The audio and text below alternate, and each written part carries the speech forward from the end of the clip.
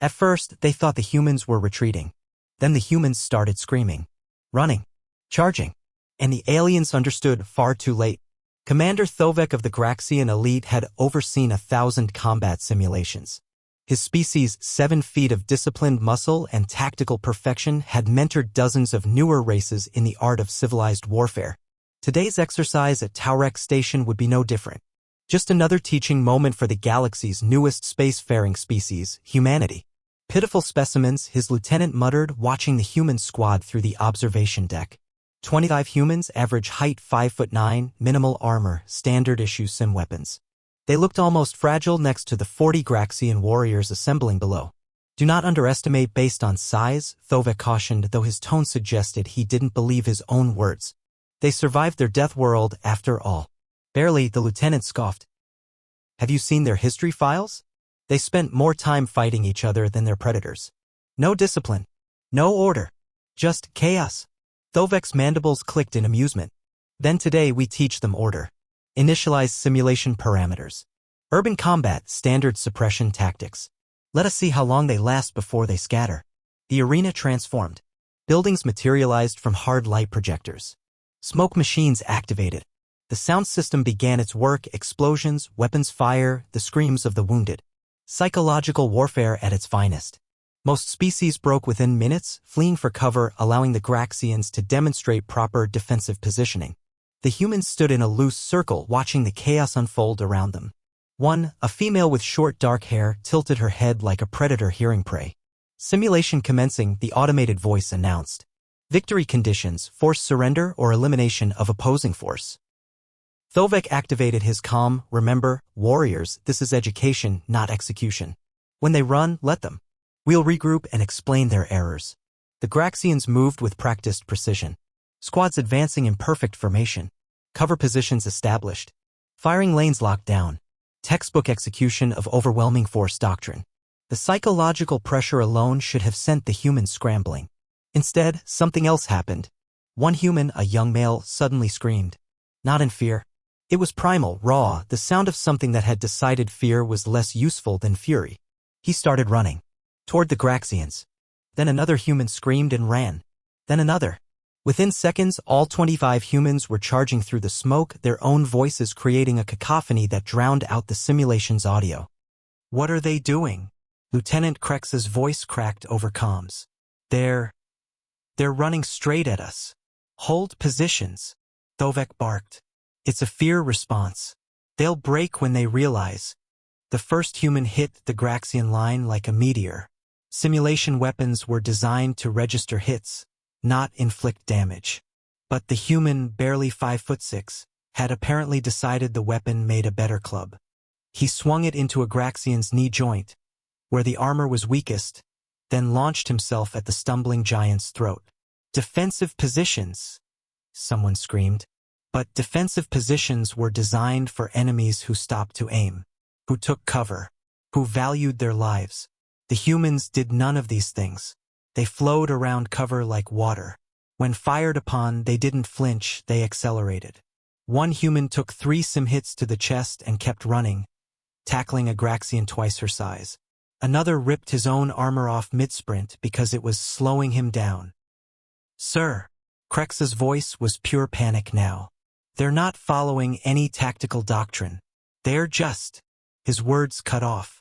Through the observation window, Thovek watched a human vault over a barricade, using a Graxian's own shoulder as a stepping stone, before bringing both fists down on another warrior's helmet. The Graxian training ground, designed to teach measured, tactical combat, had become bedlam.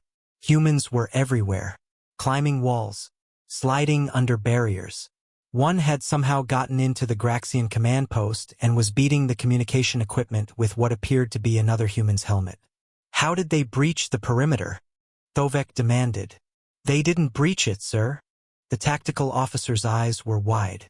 They just ran through it, took the hits and kept going. Sir, should we? A human crashed through the observation window. The safety glass was designed to withstand significant impact. The human, bleeding from dozens of minor cuts, grinning like a madman, had apparently hit it running at full speed. 3 times. Hi! he said pleasantly, then punched the tactical officer. End simulation. Thovek roared into the calm. Cease all activities. The alarms blared. Lights flooded the arena. The hard light constructs flickered and died. But the humans didn't stop immediately. They had to be physically pulled off the Graxians, still swinging, still fighting, eyes wild with something that training couldn't teach and civilization couldn't fully suppress. In the aftermath, as medical teams treated simulated injuries that had somehow become very real bruises, Thovek found himself face-to-face with the human squad leader, the woman who tilted her head at the beginning. Your tactics, he said slowly, they were non-existent. She smiled. It wasn't reassuring. Tactics are for people who plan to survive. We just wanted to win. But you took massive casualties. The simulation registered 60% of your force as eliminated. Yeah, she shrugged. But we got all of you. That's not how warfare works. You can't just charge into superior firepower. Her smile widened. Can't we? The evaluation report Thovek filed that night would become required reading at every military academy in the galaxy. The footage, especially the moment when 25 humans spontaneously decided to charge 40 larger, better-armed opponents, would be analyzed for decades. But the part that would truly haunt the galaxy's military minds was the post-exercise interview. When asked why they charged instead of taking defensive positions, one human had answered simply, "You ever see persistence hunting? That's how humans used to hunt. We just follow prey, walking, jogging, for hours, days, until it collapsed from exhaustion. Then we'd eat it." He'd paused, considering. I guess when you gave us a target and told us to fight, something old woke up. Something that knows the best defense is making the other guy too dead to attack. The Graxians never held another joint exercise with humans. Other species, reading the reports, made similar decisions. The official documentation was clinical, professional. But the message that spread through military channels was more direct. Human military doctrine can be summarized thus: they don't retreat. They don't hesitate. They don't stop. They just run at you screaming until one of you is down. And they've been doing it longer than they've had weapons. But it was General Thovek's personal note attached to the classified files that would become legend. We expected them to run away. They did run. At us. Through us. Over us. I've studied war for 100 cycles and I've never seen anything like it. They didn't fight like soldiers. They fought like their planet was trying to kill them and they decided to kill it back. There's no strategy for that. No counter-tactic for an enemy that treats your weapons as inconveniences and your lines as suggestions. If you see humans start running, determine their direction immediately. If it's away from you, you've won. If it's toward you, run faster. Because they're not running to escape. They're running to end things. And they won't stop until they do.